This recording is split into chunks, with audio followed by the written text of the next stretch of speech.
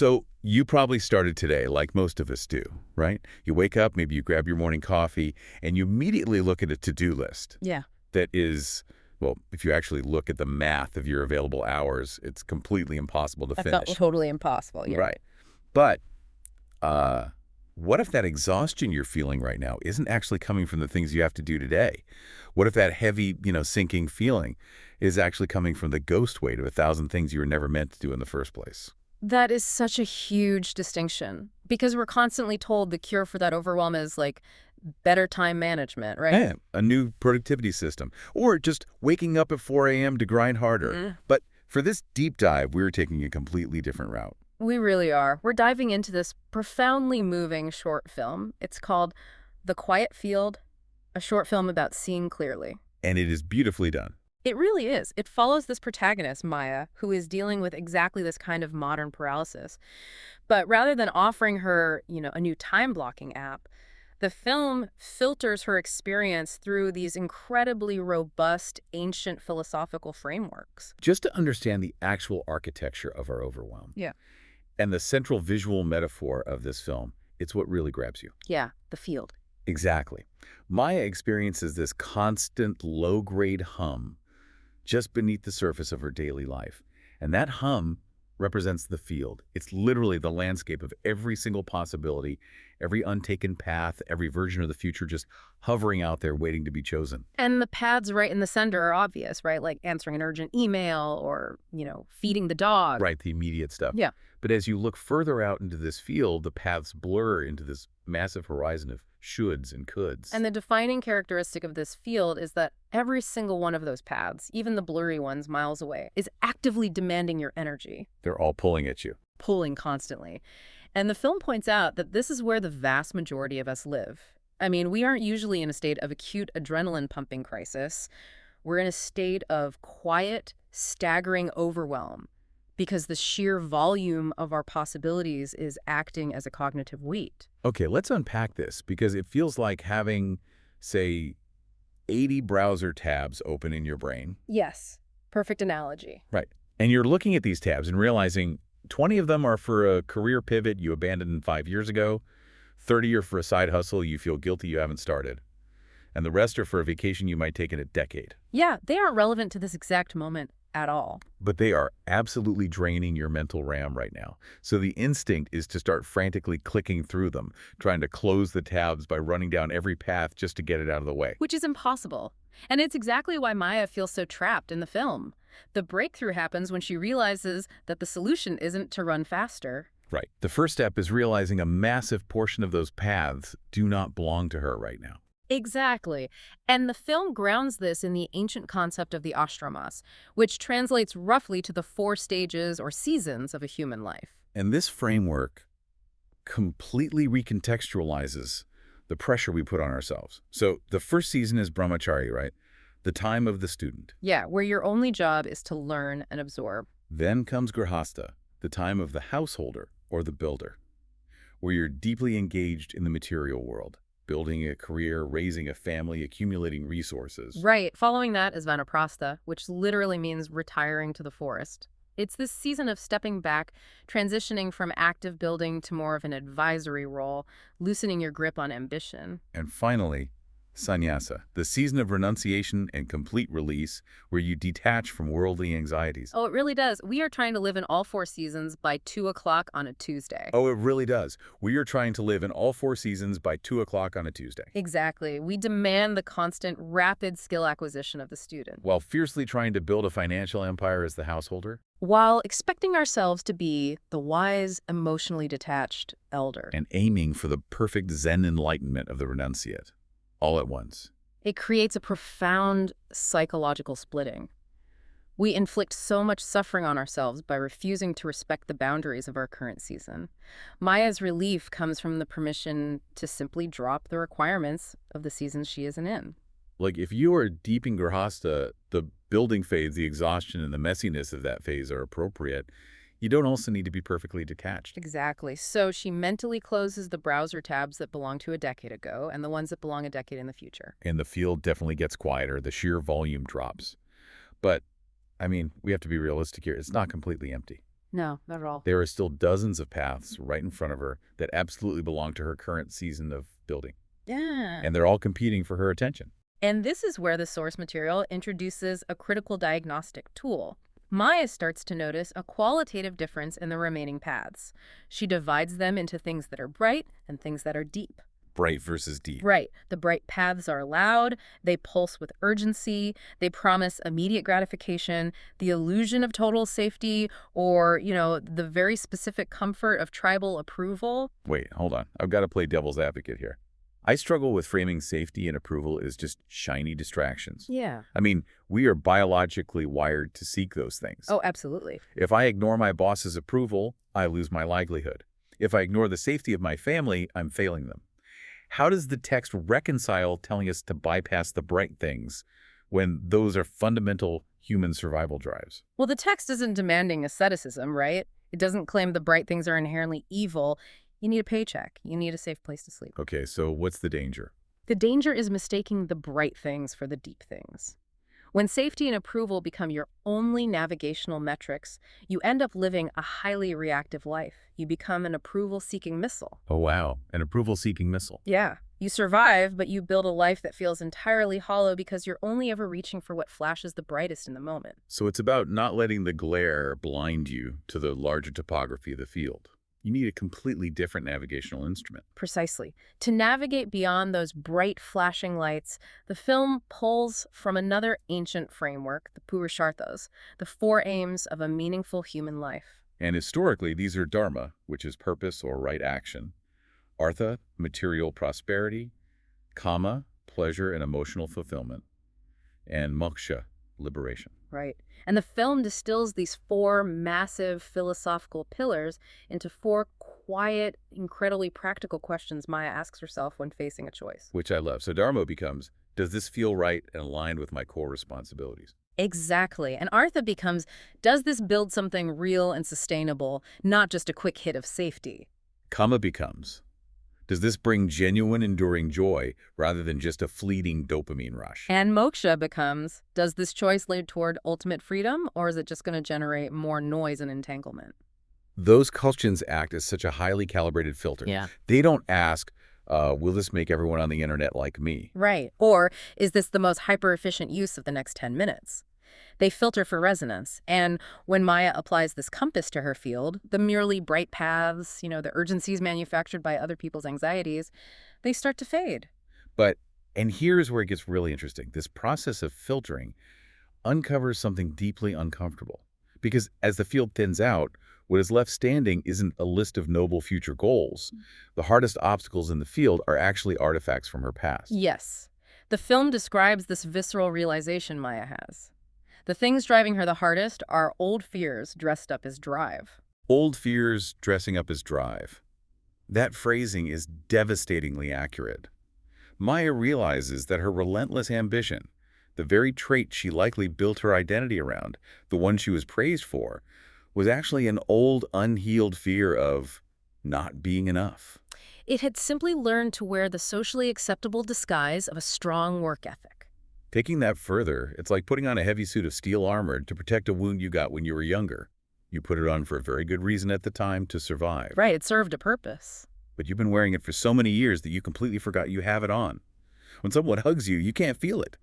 You wonder why it's so exhausting just to walk to the grocery store. The armor stopped feeling like armor and started feeling like your own skin. And you're spending massive amounts of daily energy hauling that steel around. Yeah. In the psychological frameworks of the old teachings, these deep-seated distortions are called the Kleśas. The Kleśas. Yeah, they're the root obstacles, the mental poisons that generate suffering. The text focuses on three primary ones operating in Maya.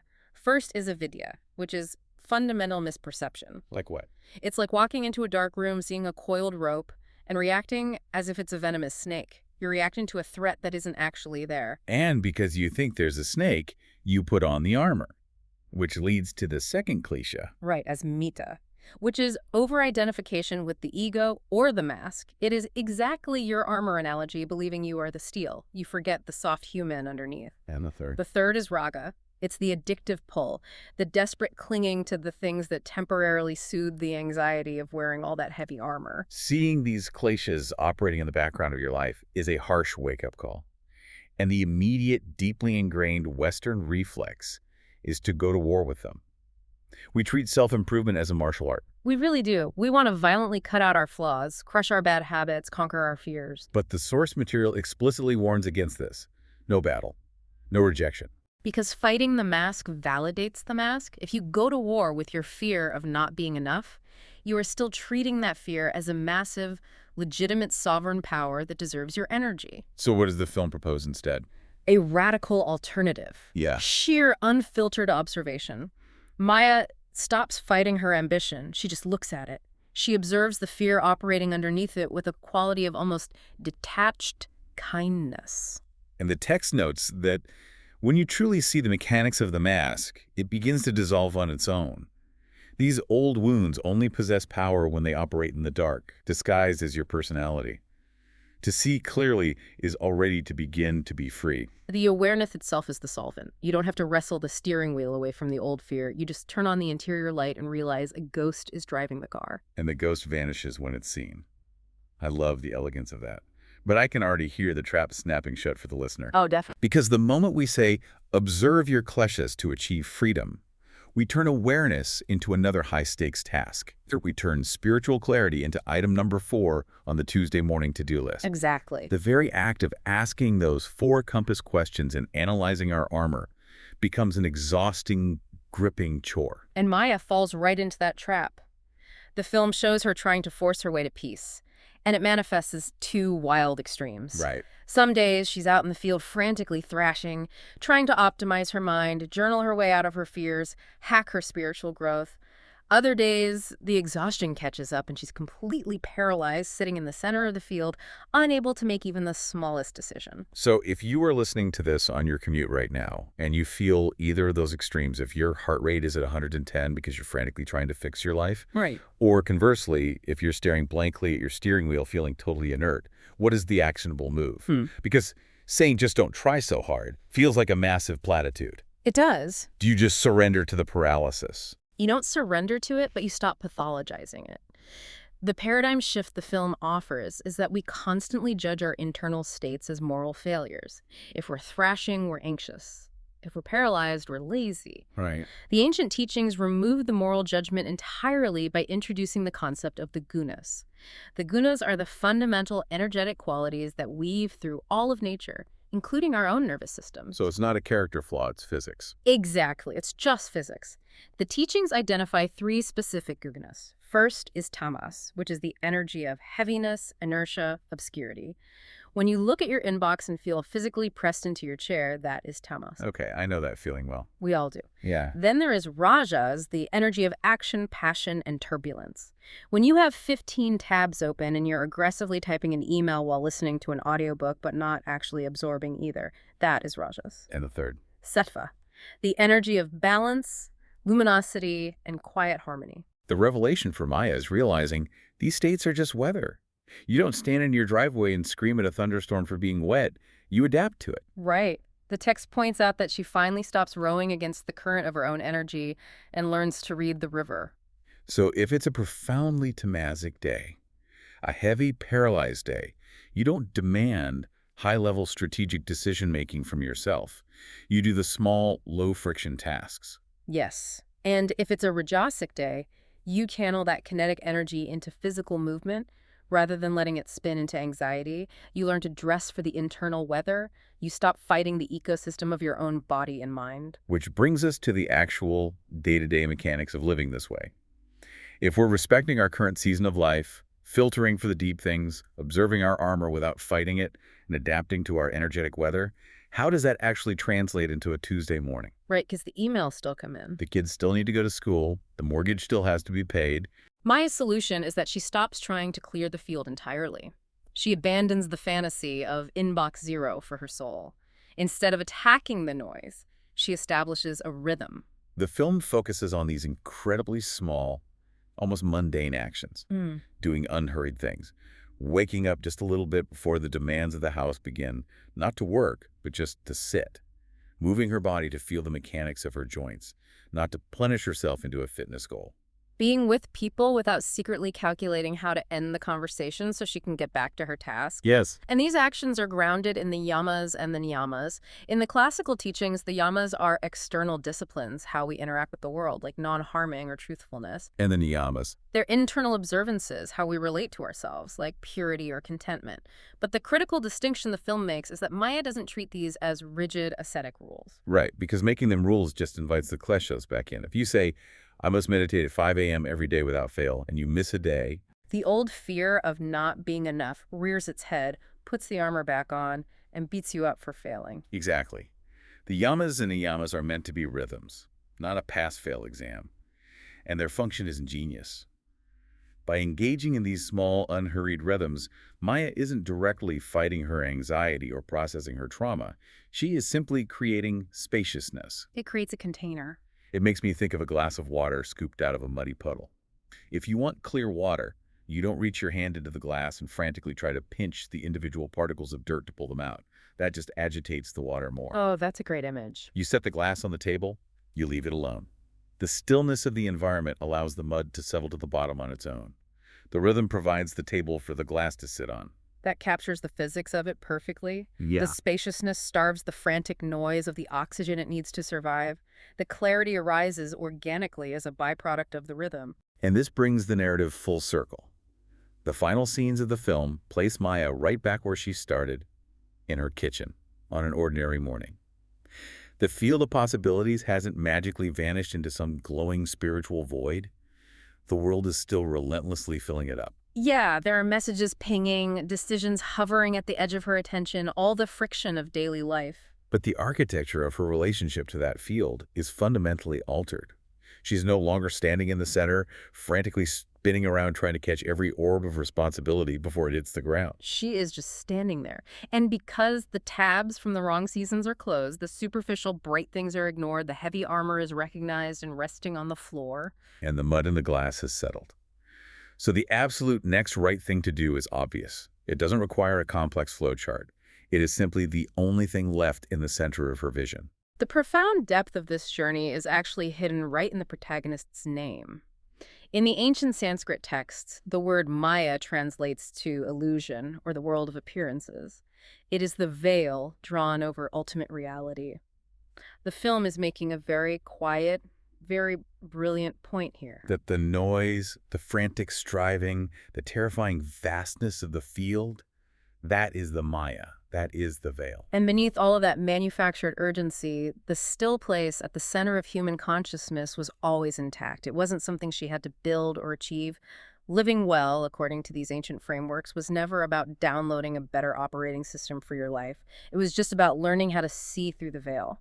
So to bring us out of the philosophical and directly to you, listening to this deep dive right now, we talked about finding that still place and letting the armor drop. Think about the massive to-do list you mentally made for yourself this morning. How many of those urgencies are actually required for the season of life you are currently in, and how many are just bright things or old fears wearing masks? It's a tough question to ask. It really is. What would happen today if you stopped trying to clear the field entirely and just let yourself find a rhythm instead? And taking it a step further, if you actually succeed in quieting the field, if you stop chasing the bright approval and take off that heavy suit of armor you've worn for a decade, what happens when the people around you, the people who are intimately used to the shape of that armor, suddenly don't recognize you anymore? When you stop playing your old part in their field, how will the ecosystem of your life change, and are you ready for the quiet revolution that follows?